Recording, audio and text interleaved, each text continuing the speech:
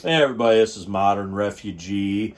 Thought it was time to give you guys a update on my hard cider that I made a couple of months ago. I made it about the middle of October. It's now the middle of December, and it's time to try it.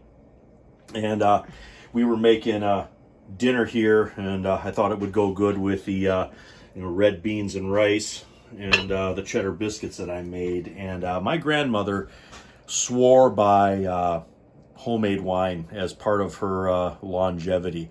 She would drink a small glass of homemade wine every day.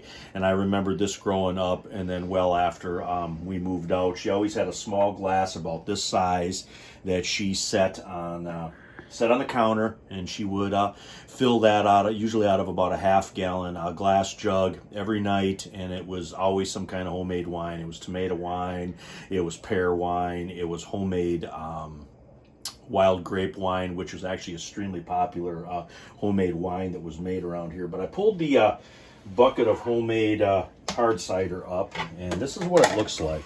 I put sugar in it twice, and to get it up to the alcohol content that I wanted. And I gave some of this to a couple of friends of mine, and they both said the exact same thing.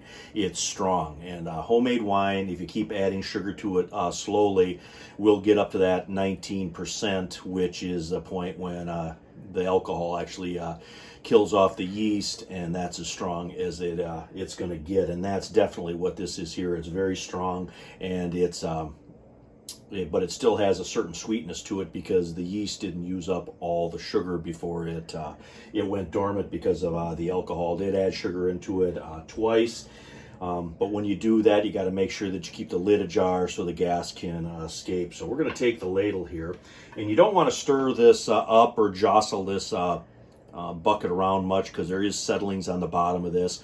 I typically will run it through some cheesecloth before I actually bottle it up, but this is a little bit more at the raw stage.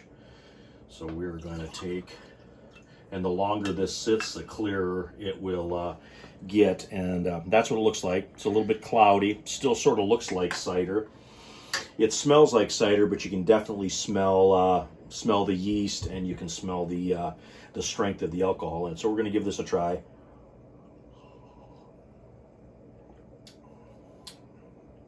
And it's definitely got that bite, and it's got that homemade wine taste. I don't really know how to describe it.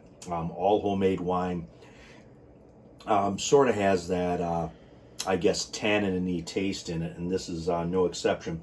But it's still got a small amount of sweetness to it, so it's not real bitter, and it goes good with the alcohol that's in here. It's got a really actually good flavor, and a small glass of this will go good with our red beans and rice we got here and our biscuits. But anyway, I just wanted to do an update video, show you guys what this looks like here, talk a little bit about my grandmother's secret to her longevity, which was a sample of homemade wine pretty much every day. Anyways, Modern Refugee, appreciate all my subscribers out there.